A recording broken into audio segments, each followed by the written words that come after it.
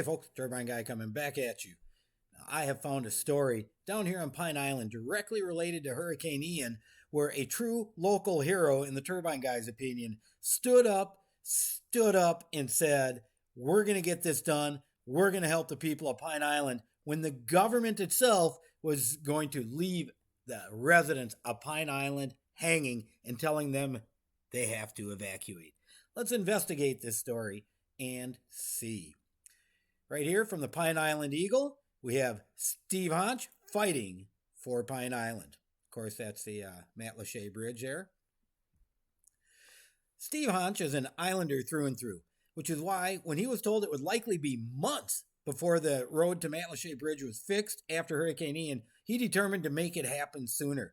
While he wants to be clear that he did not build the road that leads to Matlacha Bridge after the devastating hurricane, he said he did help.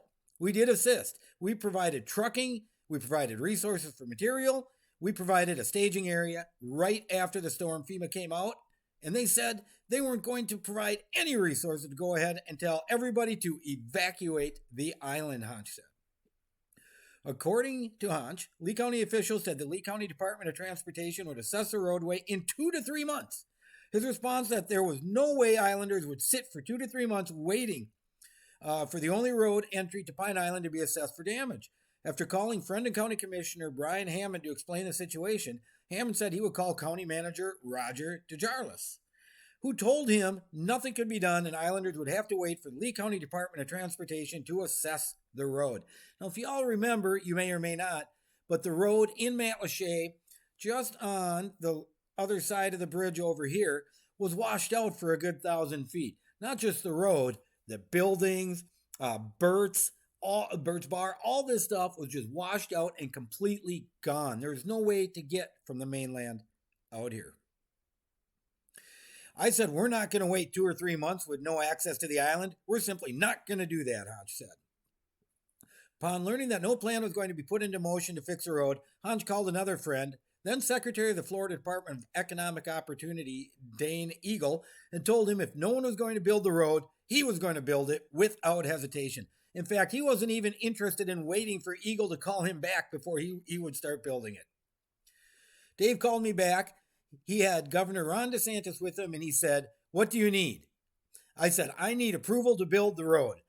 That was on Friday. I said, I'm starting the road on Monday, with or without approval. I'm just doing it, Honch said. Eagle informed Honch that DeSantis would call DeJarlis, giving him until noon the following day to put a plan together to rebuild the road, and if he couldn't, DeSantis would sign an executive order to get a state contractor in to build the road on Monday. I said, that's great, but I know people love to talk, and normally a lot doesn't happen.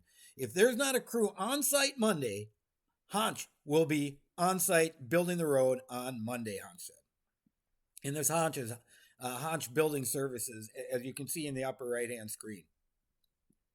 According to Honch, at that point, no one at the state level had been paying any attention to Pine Island. Sanibel had been the primary concern, although Honch said he understood that Sanibel should, of course, be as much of concern as all the areas impacted by the storm.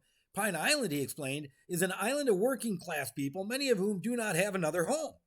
Pine Island is a resource connection to so many other things. Honch wanted to make it clear that fixing the road should be expedited. When you say no to Pine Island, you're saying no to Usepa, North Captiva, Cayo Costa, all of our barrier islands. All their resources come through the barging ports on Pine Island, all of them. So if we don't have access for trucks to get to our barging sites and to take materials to these outer islands and pick up their trash, you're saying no to all of them too, Honch said.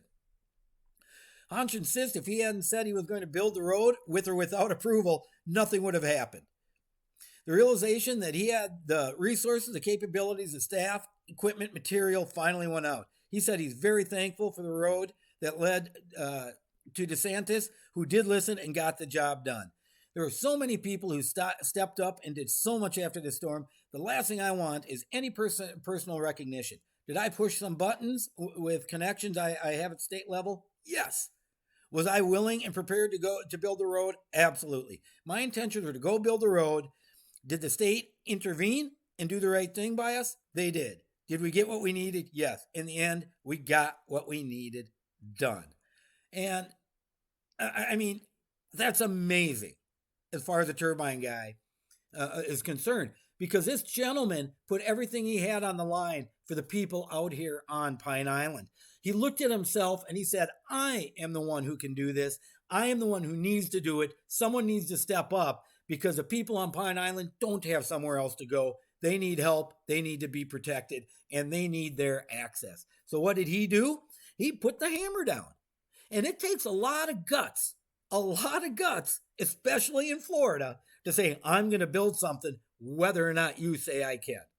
And Mr. Honch did that. This guy is from what I understand, a lifelong Pine Islander.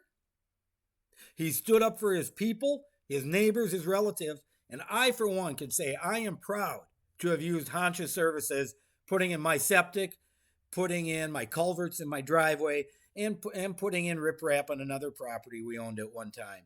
So I'm so glad that I was able to support them and that Mr. Honch himself had the foresight to not only support, but stand up for the people of Pine Island. Turbine Guy, signing off.